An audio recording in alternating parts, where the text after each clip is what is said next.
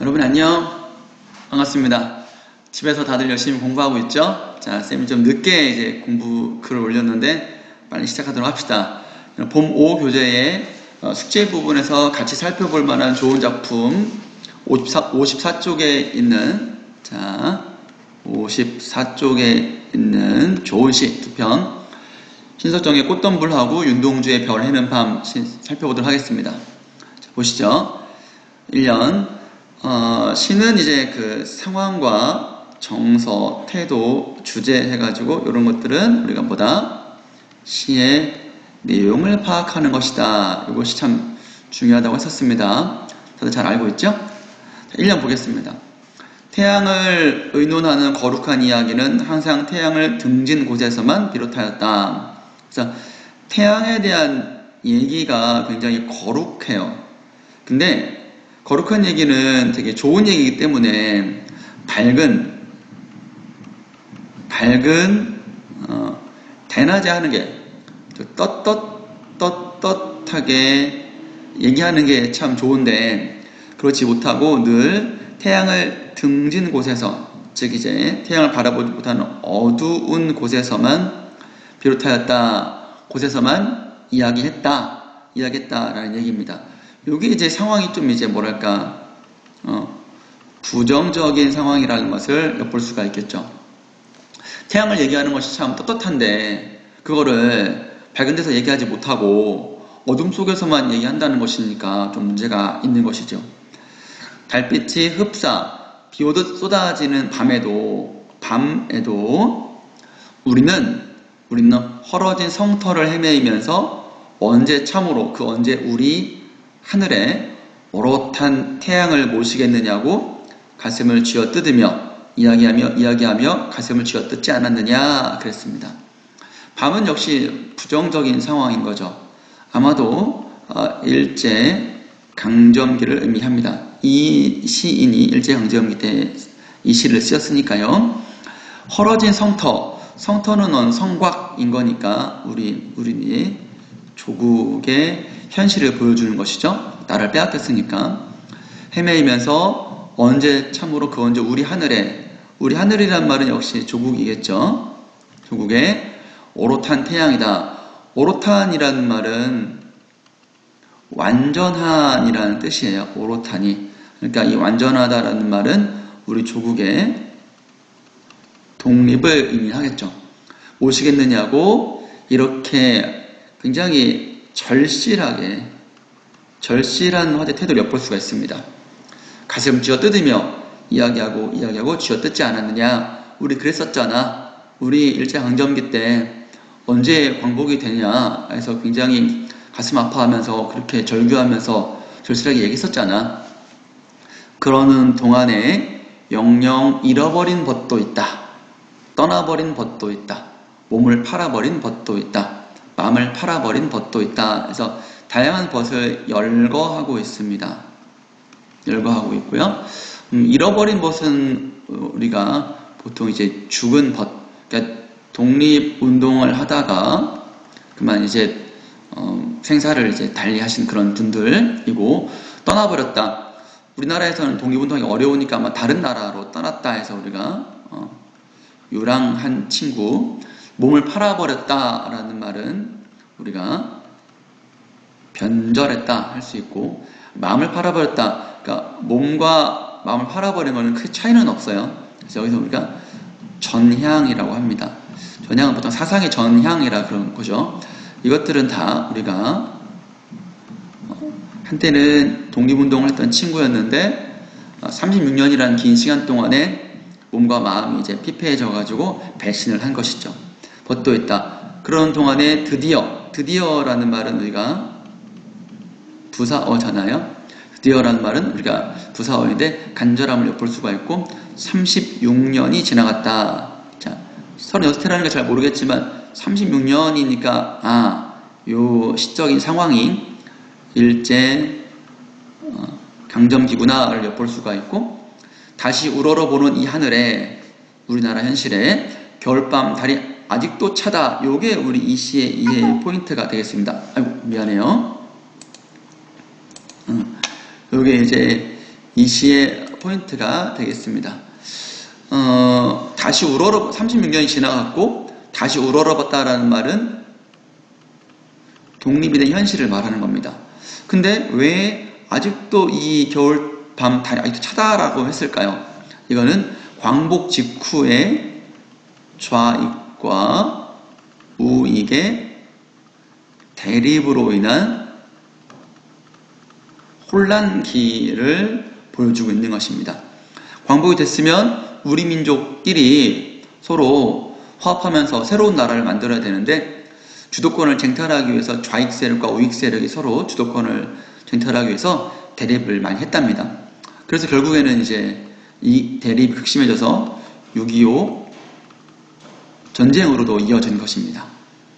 차관이 오는 봄엔 분수처럼 쏟아지는 태양을 안고 그 어느 언덕 꽃덤불에 아늑히 안겨보리라 해서 이 시인은 독립해서 되게 좋을 줄 알았는데 대립이니까 힘들다. 그래서 진정한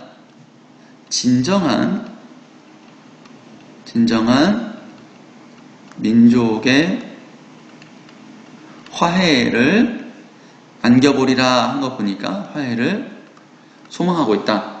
그것을 드러낸 시어가 핵심적인 시어가 바로 꽃덤불이라는 시어입니다. 그래서 광복을 꿈꿨는데 그게 아직도 좌익과 우익의 대립에서 진정한 화해가 안 됐어.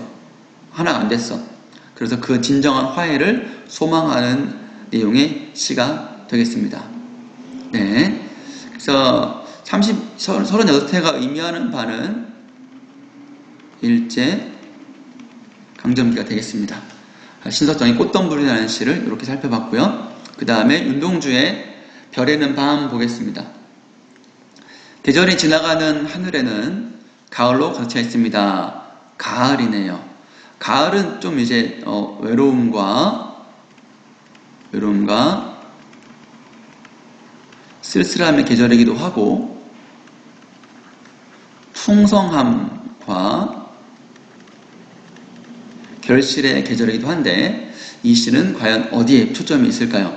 아마도 이것이 될 가능성이 큽니다. 윤동주 시는 좀 이제 부끄러움이 있고 그러니까 자, 나는 아무 걱정도 없이 가을 속의 별들을 다 헤일 듯 합니다. 헤인다라는 말은 세다라는 거예요. 하나, 둘, 셋, 넷.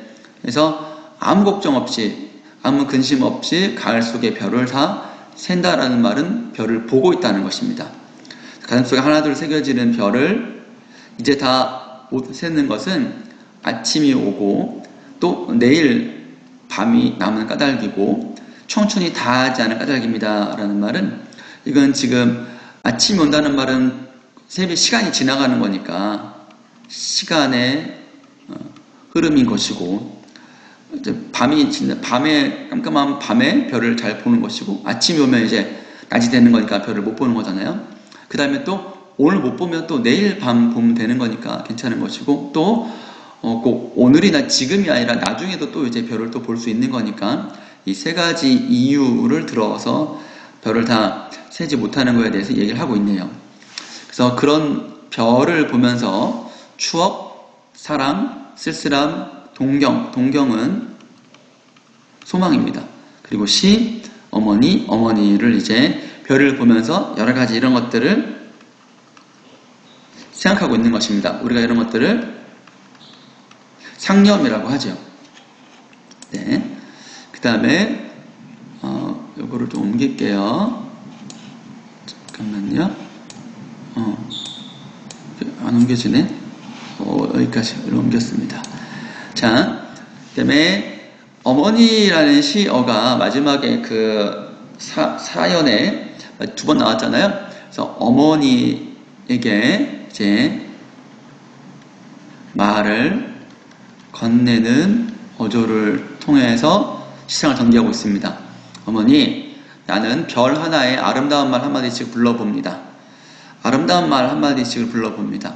소학교 때 책상을 같이 했던 아이들의 이름과 폐, 경, 옥 이런 이국 소녀들의 이름과 그래서 여기 이분이 만주에서 태어나고 자랐거든요. 만주에서 지금 일본으로 유학을 온 상황이라서 유학 시절에서 여러 가지 이런 것들을 추억하고 있는 것입니다. 중국의 소녀들의 이름이겠죠?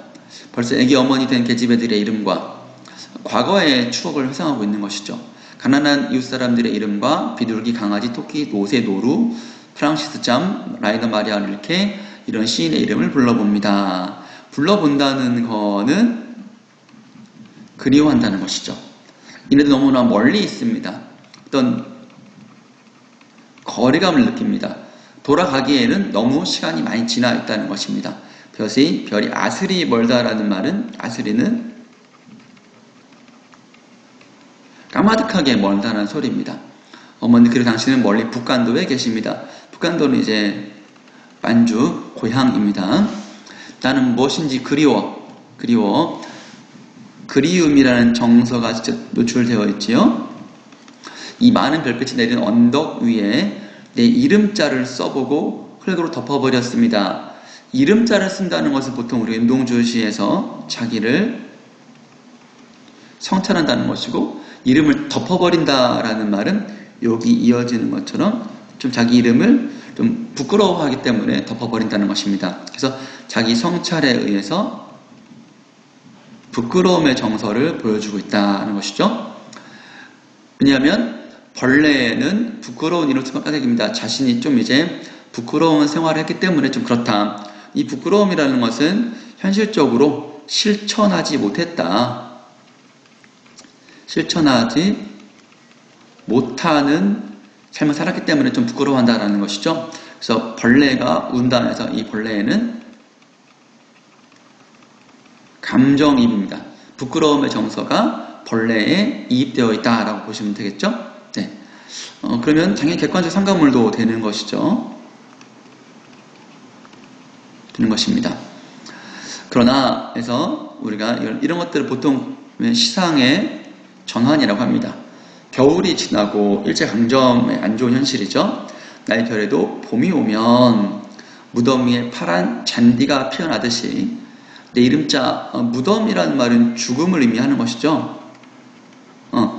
자신의 어떤 죽음 뒤에도 잔디가 피어나듯이 내 이름자 묻힌 언덕 위에도 자랑처럼 풀이 무성할 거다 해가지고 풀과 파란 잔디는 이 죽음으로 뒤에 오는 자신의 어떤 생명력, 또 이제 그러니까 부끄러워해서 뭔가 조금이라도 행동을 해서 나중에 죽게 되면, 그러니까 이제 부끄러움에 머무르지 않고 뭔가 행동을 한다는 차원에서 이제 죽음 이후에 자신의 생명력 또는 부활을 얘기하는 것이죠.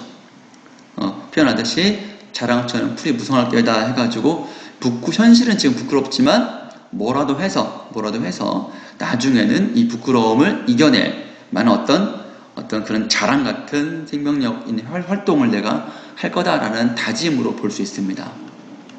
그래서 이 시에서는 이제 하나만 여러분이 좀 이제 정리를 하자면 시간의 흐름이 좀 이어져 있다. 필기해 보세요. 그래서 이제 과거가 있고 현재가 있고 그 다음에 미래가 있습니다. 과거에서 별을 헤아려 보는 걸 보면서 과거를 회상합니다. 그래서 여기는 과거는 항상 그림의 정서고요. 현재는 언덕 위에 이름자를 쓰고 있습니다. 이걸 통해서 현실은 부끄러운 정서를 느끼고요. 그렇지만 미래는 좀 달라집니다. 파란 잔디, 풀이 무성할 거라고 확신하고 있는 걸 통해 가지고 미래에는 희망과 의지를 꿈꾸고 있다. 이렇게 정리해서 과거와 현재, 미래의 시간의 흐름, 여기 시간의 흐름 속에서 과거의 추억을 그리워하고 현실은 좀 부끄러워하고 나중에는 괜찮아질 것이다. 내가 더 노력할 것이다. 라는 다짐을 통해 가지고 윤동주 씨 특유의 자아 성찰에 의한 미래의 의지를 가지고 있는 그런 시의 대표적인 시라고 볼 수 있겠습니다. 자, 그럼 문제 다음 페이지까지 한 3문제 정도만 풀어볼게요. 가운데 공통점 적절한 것은 그랬습니다. 색채어를 활용했다 그랬습니다. 색채어는 색깔이에요, 색깔. 색깔은 여기 바로 위에 여기 보면은 파란 잔디가 피어나다치 라고 나와 있어요. 근데 가는 없어요. 나에만 있습니다. 그런 다음에 대상의 고풍스러운 모습이냐, 고풍스럽다라는 말은 우리가 전통적이다 그래요. 예를 들면 한복이나 어떤 공굴이라네 궁궐, 기와집 이런 것들이 좀 고풍스럽다라고 하는 것이죠.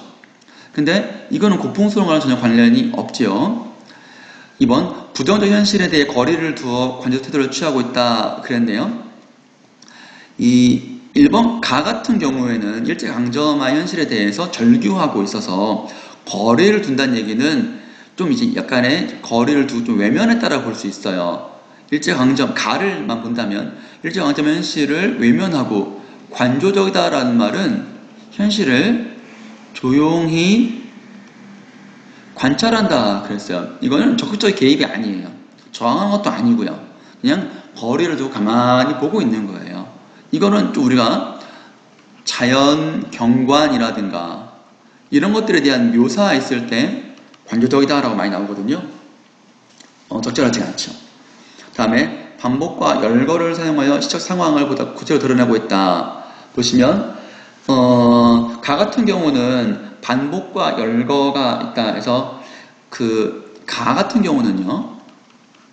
여러분 같이 보세요. B에 가슴을 쥐어 뜯으면 이연의 마지막 구절을 보면은 가슴을 쥐어 뜯으며 이야기하며 여기 보시면 여기 이 부분에 지금 가슴을 쥐어 뜯으며 이야기하며 이게 반복법이고요. 그 다음에 열거는 이거죠. 통해서 시적인 상황, 일제강점화의 비참한 상황을 구체적으로 드러내고 있는 것이고요. 그 다음에 이 나에서는 여기 보면은 이것도 반복과 열거라고 할 수 있겠죠. 그래서 과거의 어떤 그리움의 대상에 대해서 얘기하고 있는 것이다 라고 볼 수 있겠죠. 그래서 1번의 답은 3번이 적절하고요. 공감학적 이미지라는 말은 감각의 전이가 있어야 되는데 그렇지 않고요. 역설적 표현이라는 말은 겉으로 모순되지만 그 안에 진리가 담겨있는 표현이다 해서 여기서는 해당 사항이 전혀 없네요. 그래서 1번 문제의 답은 3번 되겠습니다. 자, 그럼 다음 페이지 2번 보겠습니다. 보기를 참고하여 가를 감상한 내용으로 적절하지 않은 것은 그랬습니다. 신석정은 일제의 악랄한 통치에 굴복하지 않으며 끊임없이 광복을 염원했다. 소망했기 때문에 그에게 8.15 광복은 각별한 의미를 갖는다.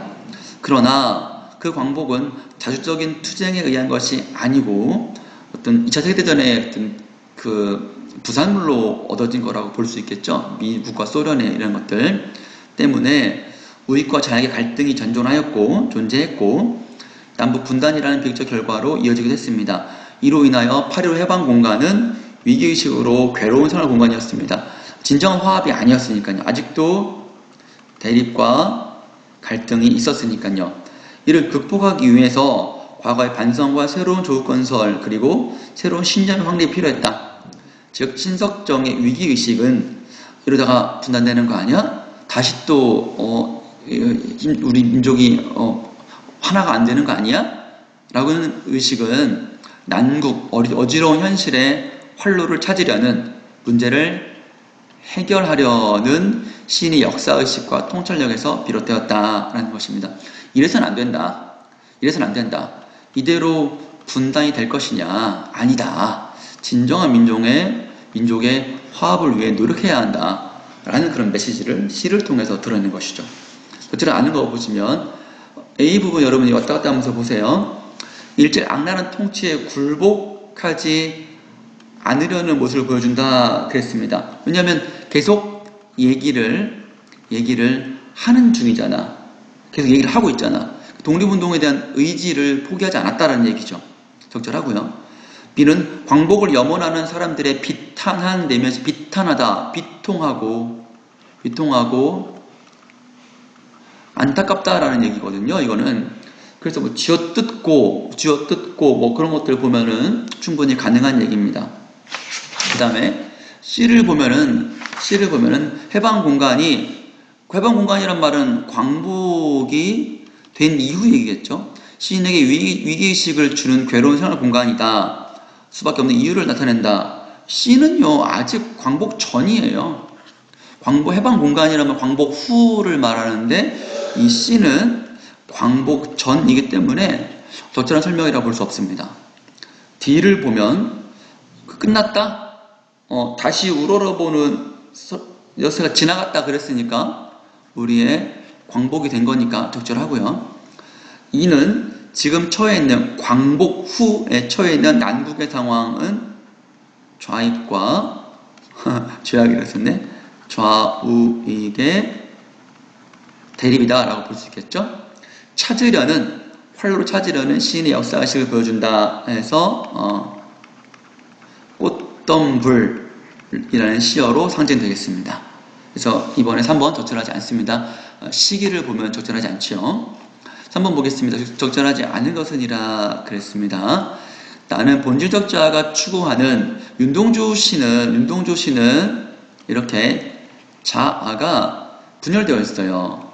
본질적 자아와 현실적 자아가요.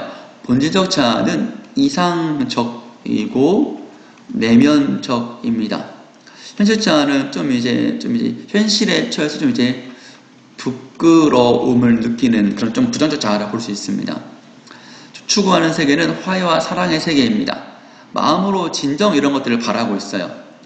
마치 동화처럼 모든 삶이 조화롭고 또 모든 것이 아름다운 신미의 세계입니다. 신미는 아름답다라는 소리입니다. 그러나 시적 화자는 세상과 현실에 눈뜨기 시작하면서부터 세상을 좀 알아가면서 어른이 되면서부터 이러한 세계가 식민지 상황에서는 추구될 수 없다. 그렇죠. 부정현실이니까 괴로워합니다. 괴로워한다라는 말이 이제 부끄러워하고 부끄러움의 원천이겠죠. 시대에 눈 감고 이런 일제강점 현실에 외면하고 자기만의 공간에서 순수한 아름다운 세계를 추구하고 싶기도 했으나 희생 양심과 윤리가 그것을 허락하지 아니합니다. 그래서 윤동주 시인의 부끄러움의 핵심을 생각해 본다면 순수한 양심을 갖고 있습니다. 일제강점하의 현실을 극복하려면 이 투쟁을 해야 한다는 것을 알고 있죠. 근데 그렇지 못해요. 좀 이제 부끄럽기도 하고 좀 소극적이긴 자이기 때문에. 그래서 적극적인 투쟁과 어떤 소극적인 그런 것 사이에서 갈등하고 있는 자아의 모습을 이렇게 본질적인 자아와 현실적인 자아로 나누어 설명했다라고 이해할 수 있겠죠. 그래서 1번 보시면 아무 걱정도 없이 가을 속의 별들을 다 헤일 듯하다는 것을 볼 때 당대 사회는 일제강점입니다. 현재 문제가 갖고 있는 본질을 화자가 외면하고 있다. 윤동주 씨의 성향을 보고 또 이 보기를 통해 봤을 때 이거를 외면한다고 볼 수는 없어요. 왜냐하면 이거는 이제 과거의 문제인 거죠. 과거의 어떤 아름다운 추억을 상기하면서 과거의 추억을 상기하면서 현실의 부끄러움 느끼고 이것을 이겨내기 위해서 미래의 희망적인 의지를 가지고 있기 때문에 요거를 외면해서는 이런 부끄러움과 미래의 어떤 소망 의지를 드러낼 수가 없겠죠. 네, 2번 보시면 어머니가 수학교 때 친구들의 이름을 불러보는 것을 볼 때 본질적 자아가 아름다운 화해와 사랑의 세계에 존재하는 대상을 그리워하고 있다. 그렇습니다. 별이 아슬히 멀리 있다고 말하는 것을 볼 때 좀 멀리 있다. 그래서 시적 화자가 자신이 처한 현실을 본질자아가 추구하는 세계에 좀 동떨어진 것이다. 동떨었다가 좀 이제 부정적일 수 있는데 이거는 거리감이 있다. 현실과 이상 세계의 거리감이라고 보면은 문제는 없죠. 그 현실적 자아가 좀 이제 부끄러움이 많이 있으니까 이거를 진정으로 바라는 세계와의 거리감이 있다. 그래서 좀 이제 좌절하기도 하고 성찰하기도 하고 소망의 의지를 품기도 하는 것이죠. 동졌다고 해서 좀 부정적으로 볼 것은 아닙니다. 내 이름자를 써보고 흙으로 덮어버렸다는 것을 볼 때 화자는 자신이 지향한 가치를 적극적으로 실천하지 못하는 모습에 대해서 좀 부끄러워하고 있습니다. 부끄러워하고 있다가 덮어버렸다로 우리 정리했었죠. 5번 내 이름자 붙인 언덕 위에도 자랑처럼 풀이 무성할 거다. 이건 나중에 이제 미래의 모습입니다. 볼 때 양심과 윤리에 따라 행동하려는 실자의 태도를 볼 수 있죠. 이것을 우리가 의지라고 아까 정리했었죠. 그래서 크게 무리는 없는데 1번에서 그것을 화자가 외면하고 있다는 것은 아닙니다. 순수한 양심에 따라서 외면할 수가 없는 자인 것이죠. 네. 그래서 1번 시 2개 설명했고 3번까지 설명했습니다. 4번 문제는 여러분들이 한번 해보도록 하고요. 그래서 여기까지 시 수업을 마치겠습니다. 여러분들 수고했고요. 다음에 또 만납시다. 안녕.